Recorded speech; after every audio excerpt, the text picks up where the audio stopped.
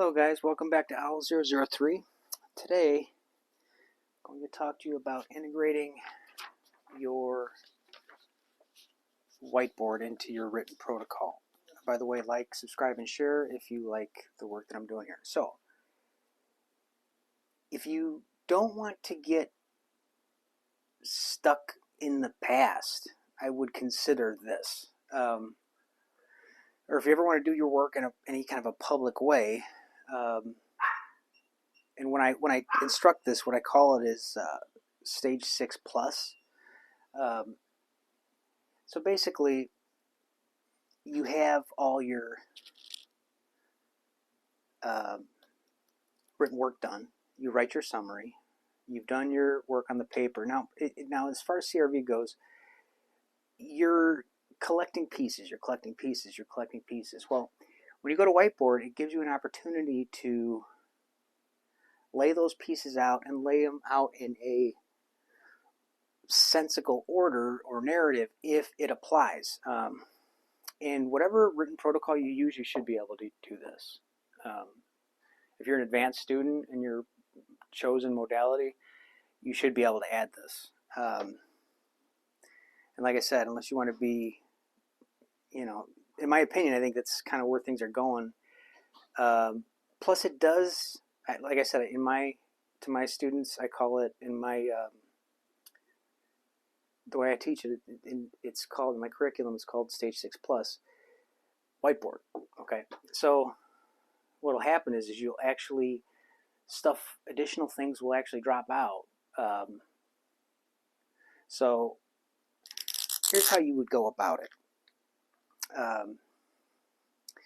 So like I said, you've written a summary. Now you don't close out your session. You break your session, okay? And once you've done your whiteboard, then you could close it out. So in your paper, you've got all the pieces, okay? It's all up in your mind, all right? So on whiteboard, I would do my ideogram process, hit my ideogram, and then now a bunch of impressions are going to start flooding in, okay? Because what's going to happen is you're going to be in stage 4.5 really, really fast because again, so the aperture's already been to this target. You're going to open up really quickly. So initially, and what'll happen is your subconscious knows what you're trying to do. It knows this is your last opportunity. It knows you're on camera. It knows you're trying to accomplish this. So what'll happen then, you've done your ideogram, you probe for your first image, okay, and you start drawing that image, okay, or sketching. So what'll happen is the magic of it, depending on the model you're working with, but what'll end up happening is just kind of in a natural way, things will lay out and unfold in the way kind of things happen. It's going to make more sense once you go to whiteboard. And again, it takes practice and time. And if you don't have an image in your mind initially, you can go back to your session. I always keep my session with me here, but you should, have some initial sketch, just a picture. And what will happen is it'll start unwinding from there. All the important information that you've already gathered are going to start popping out. Okay, you're going to have like white walls, blinding lights, because they've already entered your conscious mind, and they're just going to kind of it's like they're lighting back up. So you'll do your initial sketch, and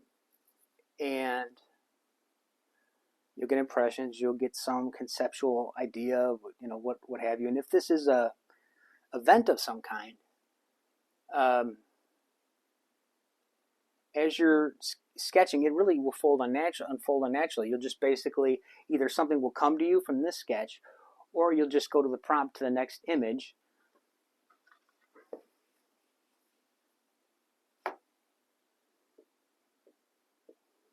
whatever, scene 2, basically, okay? But typically, to be honest with you, how I like to lay it out is, if this is a target that's, that's not abstract really or whatnot, I kind of lay out my base environment. All right, so you have a structure. So say it's a city-like. Okay, and what'll happen too is new stuff will drop out. So you may be, sketching your image or whatever, and kinesthetically, you want to sketch something. So let's say it's like a city environment. Okay, so I kind of like lay out this environment, like urban environment, cementy. Structures all around, and your subconscious, again, it's got all the pieces for the most part. Now it's just laying them out for you in kind of an order. So you've got the initial, it's a city-like environment, urban environment. You're hearing noises, blah blah blah. Now you feel something like the primary interest happens to be like a person in the structure. So you get, all right, now by like the second sketch, you're already in CRV model-wise a stage 4.5 aperture.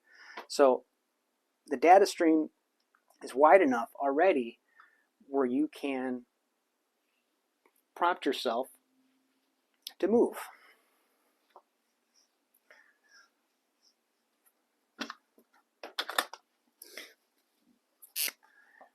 Move inside structure.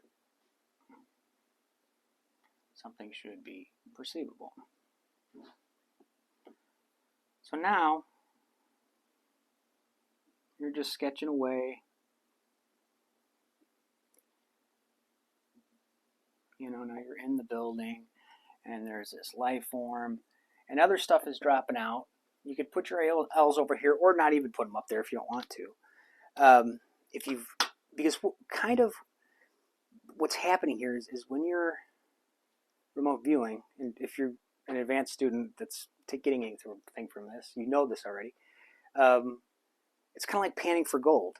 You're going through this, like you're going through the debris, and then finally the gold comes out of it.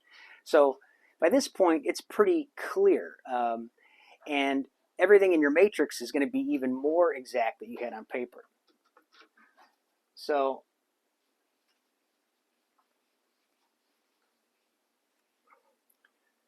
you'll move around, then you'll follow prompts to okay,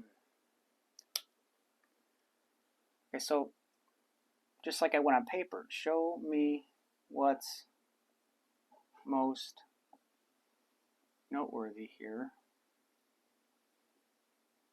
Something should be perceivable. And again, if it's a person, if it's a life, if it's what he's doing or whatnot, you will immediately sketch what that is. And like in stage 6, when you hit clay, damn near everything that you touch in stage 6 is going to be a tangible and intangible conceptual thing. It'll be usable data. So if you know how to juggle your information correctly,